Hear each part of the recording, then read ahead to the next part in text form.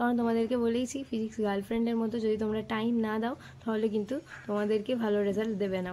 আজকে ভিডিও কিন্তু তাদের জন্য যাদের একটুও ফিজিক্সকে ভালো লাগে না। তখন প্রিপারেশন নিয়েছিলাম, তখন 11 আর 12 মিলিয়ে আমার 20 পাতার একটা নোট ছিল। Hi everyone, this is me Nandita, 4th year BSc nursing student of government medical college and hospital. আজকে টাইটেল অ্যান্ড থাম্বনেল দেখে তোমরা অলরেডি বুঝতে পেরে গেছো যে আজকে আমি কী নিয়ে আলোচনা করতে চলেছি। অবশ্যই ফিজিক্স সাবজেক্টে কী করে স্ট্রং করবে, যারা ফিজিক্সে ভয় পাও তারা কীভাবে ভয়টাকে জয় করবে, আর ফিজিক্সের 0 to হিরো কী করে তোমরা নিজেদেরকে প্রিপেয়ার করবে, অবশ্যই সেই সব নিয়ে তোমাদেরকে আলোচনা করবো। আজকের পর থেকে যদি তোমরা আমার এই ভিডিওটা দেখার পর যে স্টেপগুলো বলবো সেগুলো যদি ফলো করো, অবশ্যই ফিজিক্সে তোমাদের অনেক ভীতি কমে যাবে এবং তোমরা কিন্তু একটা ভালো মার্কস অ্যাচিভ করতে পারবে। আর ফিজিক্সে কিন্তু 25 মার্কস আছে জেন পাসে, যদি 25 মার্কসের মধ্যে তোমরা কুড়িও তুলতে পারো সেটা কিন্তু একটা ভালো র্যাঙ্কের দিকে যায়। কারণ বায়োলজি কেমিস্ট্রি তোমরা কিন্তু পড়েই নেবে। আমি যে স্ট্র্যাটেজি ভিডিওগুলো বানাতে চলেছি সেগুলো কিন্তু বায়োলজি ফিজিক্স কেমিস্ট্রি সব কিছুর ওপরেই বানাচ্ছি, তো সেগুলো অবশ্যই তোমরা দেখতে থাকছো আমার চ্যানেলটা, অবশ্যই চ্যানেলটা দেখো এবং এগুলো ফলো করলে অবশ্যই তোমাদের একটু না একটু হেল্প তো হবেই। আর তোমরা যদি অনেস্টলি ফলো করো কিন্তু তোমরা অবশ্যই সাকসেস পাবে, আমি গ্যারান্টি দিয়ে বলতে পারি, কিন্তু অনেস্টলি ফলো তোমাদেরকে করতে হবে। সো আজকে ভিডিওটা শুরু করা যাক, আর কোনো রকম কোনো ডিলে না করে আজকে ভিডিওটা আমি শুরু করছি। তো দেখো, দু ধরনের স্টুডেন্ট হয়, একটা হচ্ছে যারা ফিজিক্সকে প্রচুর পরিমাণে ভালোবাসে, আর আরেক ধরনের স্টুডেন্ট যাদের একটুও ভালো লাগে না। আজকে ভিডিও কিন্তু তাদের জন্য যাদের একটুও ফিজিক্সকে ভালো লাগে না, তারা কিন্তু অবশ্যই যদি এসে থাকো তো তোমরা একটু ওয়েট করো, আমি কিন্তু তোমাদেরকে বলে দেবো যে কীভাবে তোমাদের ফিজিক্স ভালো লাগতে চলেছে।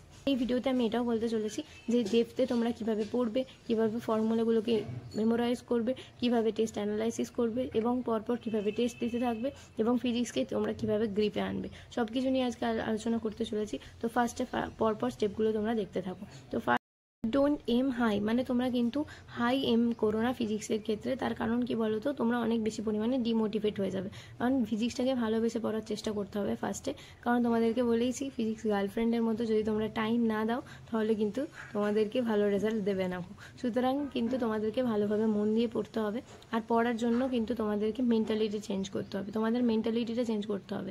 তার কারণ তোমরা যদি এখন থেকেই ভাবো যে আমি এই চ্যাপ্টারগুলো পড়বো, এই কোয়েশ্চেনগুলো সলভ করলেই আমার এই কোয়েশ্চেনগুলো এসে যাবে এবং সেটা আমি যেমন বায়োলজি আর কেমিস্ট্রিতে যেমন মেমোরাইজ করে বা প্র্যাকটিস করে যেভাবে হোক আমি পেয়ে যাই নাম্বার, সেভাবে ফিজিক্সেও পেয়ে যাবো। দেখো ফিজিক্সে এতটাও ইজি নয় তোলার, আমি জানি ফর্মুলা বেসড কোয়েশ্চেন আসে বা খুব একটা টাফ কোয়েশ্চেন আসে না, কিন্তু তোমাদেরকে সবসময় কিন্তু নিজেদের কন্ট্রোলে রাখতে হবে এবং মেন্টালিটি এটা রাখতে হবে যে আমি ভালোভাবে ফিজিক্সটা প্র্যাকটিস করব, ফিজিক্সটাকে টাইম দেবো, একটু তো টাইম দিতেই হবে।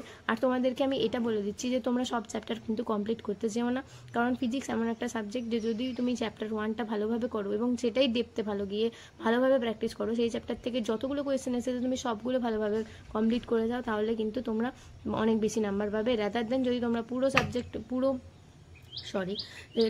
যদি তোমরা পুরো চ্যাপ্টারগুলোও পরপর কমপ্লিট করে যাও আর চ্যাপ্টার ওয়াইজ তো কোয়েশ্চেনগুলো ভালো করে না প্র্যাকটিস হয় বা তোমাদের ডেপথ যদি না ক্লিয়ার হয়ে থাকে, তাহলে কিন্তু মার্কস তোমরা অ্যাচিভ করতে পারবে না। মেন্টালিটি চেঞ্জ করতে হবে, আর মেন্টালিটি চেঞ্জ মানে এটা ভাবতে হবে যে আমরা ফিজিক্সে নাম্বার তোলার জন্য পড়ছি না, আমরা ফিজিক্সটাকে আমাদের গ্রিপে আনার জন্য পড়ছি। আর প্রত্যেকটা চ্যাপ্টার, যে কটা চ্যাপ্টারই তোমরা কমপ্লিট করো না কেন সেগুলো ভালোভাবে করবে। তোমাদেরকে কিন্তু সব চ্যাপ্টার কমপ্লিট করে যেতে হবে না, 10 থেকে 15টা চ্যাপ্টার যদি তোমরা, যেগুলো আমি ইম্পর্টেন্ট চ্যাপ্টার অলরেডি আমার একটা ভিডিওতে বলে দিয়েছি ফিজিক্সের জন্য কী কী ইম্পর্টেন্ট চ্যাপ্টার, তো সেই চ্যাপ্টারগুলো যদি তোমরা প্রপারলি কভার করে যাও, এবং কভার করা মানে কি, যেগুলো আমি বলবো, যেই স্টেপগুলো আজকে বলবো সেগুলো যদি প্রপারলি তোমরা ফলো করো তাহলে কিন্তু তোমরা ফুল মার্কস পর্যন্ত অ্যাচিভ করতে পারবে। কিন্তু তোমরা হাই এম রেখো না, তোমরা যেটুকু পড়বে বা যেটুকু চ্যাপ্টার কমপ্লিট করবে সেগুলো কিন্তু একদম কনফিডেন্সের সাথে ভালোবেসে পড়ার চেষ্টা করো।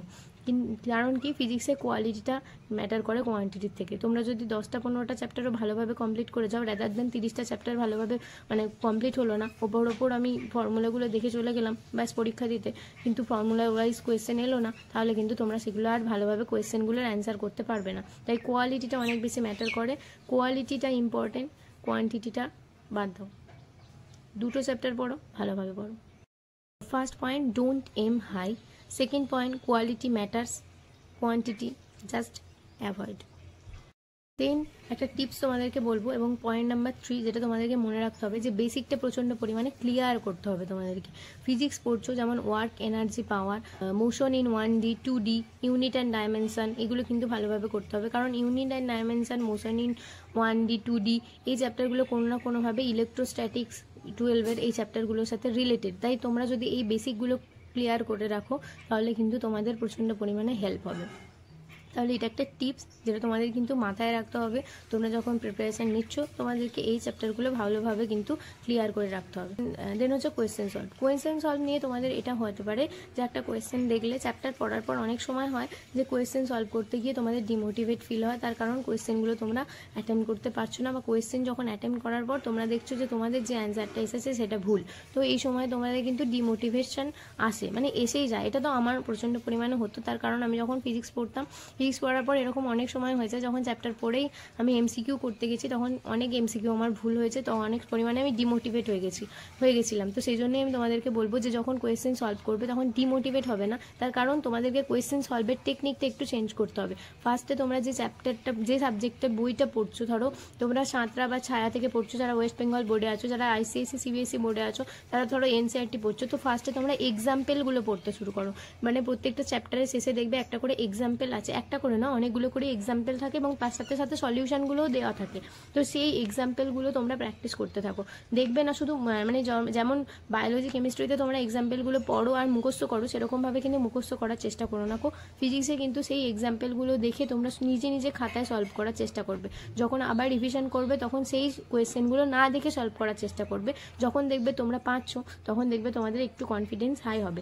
এবং যে এক্সারসাইজগুলো আছে প্রত্যেকটা চ্যাপ্টারের শেষে সেই এক্সারসাইজগুলো তোমরা করতে থাকো। দেখো ফিজিক্সে তাহলে তোমরা কি করবে, যখন তোমরা একটা চ্যাপ্টার পড়ছো, যখন কোয়েশ্চেন সলভ করছো, সলভ করার জন্য তোমরা এক্সাম্পলগুলো করলে, এক্সাম্পলগুলো প্র্যাকটিস করলে, সলভ করলে, এবং যে এক্সারসাইজগুলো করছো সেই এক্সারসাইজগুলোও কিন্তু সলভ করার চেষ্টা করো। তার কারণ হাতে করে না করলে তোমরা কিন্তু মনে রাখতে পারবে না।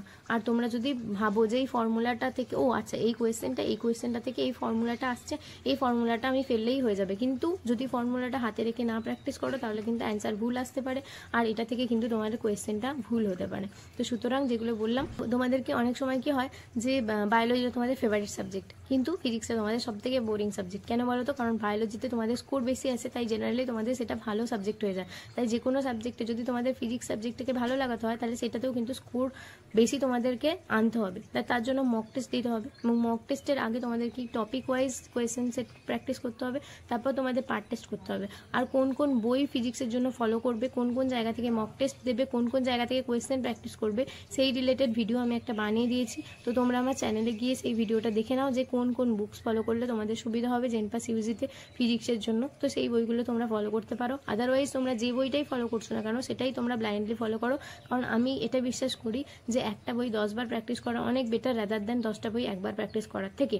তো সুতরাং তোমাদেরকে যেগুলো বললাম সেগুলো তোমরা পরপর পয়েন্ট আউট করতে থাকো আর খাতায় লিখতে থাকো। কারণ কি বলতো, আমি যেগুলো বলছি তোমরা যদি খাতার নোট ডাউন না করো প্রপার, তোমরা যখন একটা রুটিন বানাবে বা একটা টার্গেট সেট করবে তখন তোমাদের পয়েন্টগুলো মিস হয়ে যাবে, আর তোমরা সেগুলো কিন্তু অনেস্টলি করতে পারবে না, আর এটাতে তোমাদের অনেক পরিমাণে ডিমোটিভেট হয়ে যাবে, আর তোমাদের মনে হবে যে আমি পারবো না। সো তোমাদেরকে যে পয়েন্টগুলো বললাম, don't aim high, quality matters করে কোয়ান্টিটির থেকে। যে চ্যাপ্টারগুলো পড়বে অনেক ভালো করে পড়ার চেষ্টা করো, আর তার সাথে সাথে যে যখন তোমাদের ডিমোটিভেট হবে তোমরা কোয়েশ্চেন প্র্যাকটিস করতে গিয়ে, এক্সাম্পলগুলো আগে চ্যাপ্টার ওয়াইজ কমপ্লিট করো, তারপর এক্সারসাইজ কমপ্লিট করার চেষ্টা করো, দেন তারপরে তোমরা এমসিকিউতে জাম্প করো। যখন এমসিকিউতে যাচ্ছ তখন যে জায়গাগুলো তোমাদের উইক একটা চ্যাপ্টার থেকে, সেই জায়গাগুলো ভালোভাবে তোমরা নোট ডাউন করতে থাকো। এবং প্রত্যেকটা ফিজিক্সের চ্যাপ্টারের কিন্তু তোমাদের একটা ফর্মুলা সিট থাকতে হবে। যেমন আমি যখন প্রিপারেশন নিয়েছিলাম তখন 11 আর 12 মিলিয়ে আমার 20 পাতার একটা নোট ছিল, নোট নয় ওটা ফর্মুলা সিট ছিল, যে ফর্মুলা সিটটা আমি প্রত্যেকবার মক টেস্ট দেওয়ার সময় রিভাইজ করতাম। সুতরাং যখন একটা চ্যাপ্টার হয়ে যাচ্ছে তখন সেই ফর্মুলা সিটে কিন্তু তোমরা ফর্মুলাগুলো লিখতে থাকো, তাহলে দেখবে যখন তোমাদের সিলেবাস শেষ হয়ে যাবে আর ফর্মুলা সিটটাও তখন অলরেডি বানানো হয়ে যাবে তোমার। আর সেই ফর্মুলা সিটটা কিন্তু তোমরা রিভাইজ করে পরপর তোমরা টেস্টগুলো দিতে পারবে। কোন রিসোর্স ফলো করবে তার জন্য আমি কিন্তু বুকস রিলেটেড একটা ভিডিও বানিয়ে দিয়েছি, আর এখানেও আমি বলছি যারা সিবিএসসি আইসিএসসি বোর্ডের আছো, যারা এনসিইআরটি পড়ছো, এনসিইআরটি এক্সাম্পল আর এক্সাম্পলের পর এক্সারসাইজগুলো ফলো করো। এক্সারসাইজগুলো কমপ্লিট করার পর তোমরা topic wise chapter wise part test দিতে থাকো এবং দেন ফুল টেস্টে জাম্প করো। আর যারা ছায়া বা সাঁতরা থেকে পড়ছো তারাও ফার্স্ট এক্সাম্পলগুলো পড়ো, দিয়ে ওগুলো প্র্যাকটিস করো, দেন এক্সারসাইজগুলো করো। আর এইভাবেই যেমন পরপর বললাম সেম, শুধু যে বইটা পড়ছো সেই বইটা অনুযায়ী। একটা প্রবলেম হয় ফিজিক্স পড়তে গিয়ে বা প্রিপারেশন নিতে সময়, দেখো একটা কোয়েশ্চেন দেখেছো কিন্তু তার উত্তরটা কীভাবে সলভ করবে সেটা তোমাদের মাথায় আসছে না।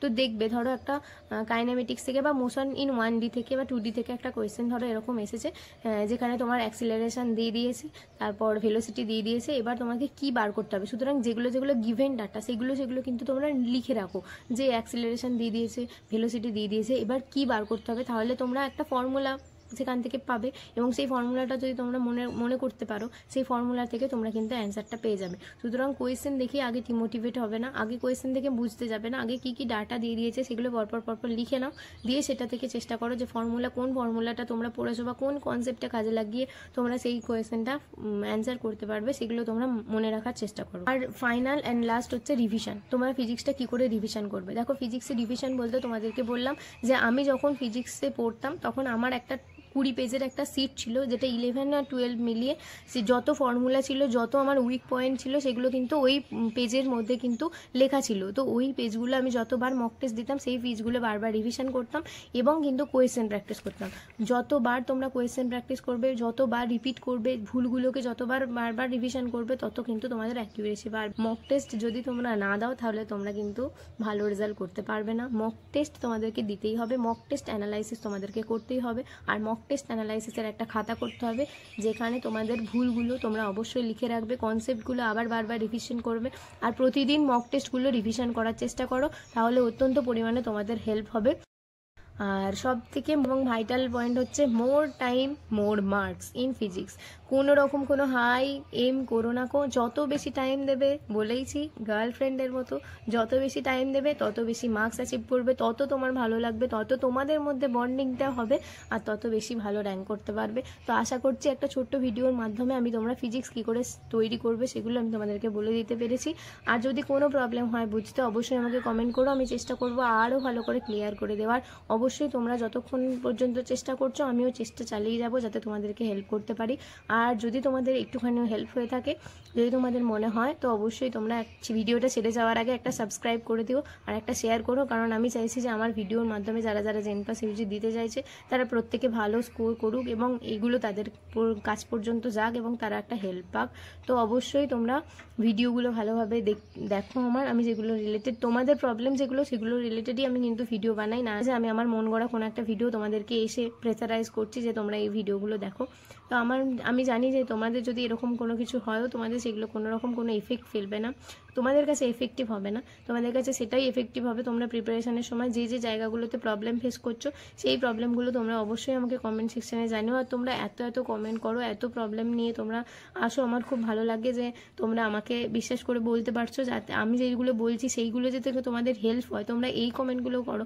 আমার প্রচণ্ড পরিমাণে এটা আমি অনেক স্যাটিসফাইড ফিল করি, কারণ দিনের শেষে যদি তোমাদের আমার ভিডিওগুলো দেখে একটুও হেল্প হয় তখনই আমার অনেক ভালো লাগবে। আদারওয়াইজ যদি তোমাদের ভিডিওগুলো দেখে একটুও যদি না ভালো লেগে থাকে বা তোমরা এখনই যদি না স্ট্র্যাটেজিগুলো ফলো করতে শুরু করো, তাহলে কিন্তু আর বেশি টাইম নেই, তোমাদেরকে এখনই শুরু করতে হবে। আর যারা আমার এই টিপস অ্যান্ড ট্রিক্সগুলো বা স্টেপসগুলো ফলো করতে চাইছো, তারা অবশ্যই আমাকে কমেন্ট করে জানিও, এখনই তারা প্রিপারেশন শুরু করে দাও। আর চ্যালেঞ্জ অ্যাকসেপ্টেড করো যে নেক্সট 7 দিনের মধ্যে তোমরা কিন্তু এইভাবে পরপর যেভাবে আমি বললাম সেইভাবেই কিন্তু তোমরা পরপর 7টা দিন কন্টিনিউ করতে থাকবে এবং 7 দিন পর এসে আমাকে রেজাল্ট জানিয়ে যেও যে তোমাদের একটু হেল্প হয়েছে কিনা। আমি আশা করছি তোমরা যে লেভেলে এখন আছো, 7 দিন যদি এইভাবে তোমরা পড়ো, তোমরা নিজেরাই নিজেদের রেজাল্টটা বুঝতে পারবে। আর আশা করছি আমার ভিডিওগুলো তোমাদের একটু হলেও কাজে আসবে। তো ঠিক আছে, যদি ভিডিওটা ভালো লেগে থাকে অবশ্যই ভিডিওটা ছেড়ে যাওয়ার আগে একটা সাবস্ক্রাইব করো আর লাইক করো, কমেন্ট করো, কারণ কমিউনিকেশন আর ইন্টারাকশান অত্যন্ত ইম্পর্টেন্ট অ্যান্ড আমার এই ভিডিওগুলো বানানোর জন্য, কারণ তোমাদের প্রবলেমগুলো না জানতে পারলে আমি ভিডিওগুলো ভালোভাবে বানাতে পারবো না আর তাতে তোমাদের কাজেও আসবে না। ঠিক আছে, তোমরা কমেন্ট করতে থাকো। আর অবশ্যই আমার ইনস্টাগ্রামের যে আইডিগুলো আমি প্রত্যেকটা চ্যানেলে শেষেই দিয়ে রাখি, সেখানে গিয়েও তোমাদের কোনো ডিস্ট্রাকশান এলে বা যা কিছু প্রবলেম হবে তোমরা শেয়ার করতে পারো অবশ্যই। ঠিক আছে, আজকে ভিডিওটা এখানে এন্ড করলাম, আর বেশি বাড়াবো না, টাইম লেগে গেল আজকে ভিডিওটা বানাতে, কারণ টপিকটাই এমন একটা ফিজিক্স ইজ একটা হার্ডকে সাবজেক্ট, টাইম তোমাদেরকে দিতেই হবে। যাই হোক, আজকে ভিডিওটা এখানে এন্ড করছি। Bye bye. অনেক ভালোভাবে প্রিপারেশান শুরু করো আর অনেক ভালো রেজাল্ট করবে, একটা ভালো মার্কস কিন্তু গেইন করতেই হবে, একটা ভালো র্যাঙ্ক কিন্তু আনতেই হবে, টার্গেট কখনো ভুলবে না, ভালোভাবে পজিটিভলি প্রিপারেশান স্টার্ট করো। Bye bye.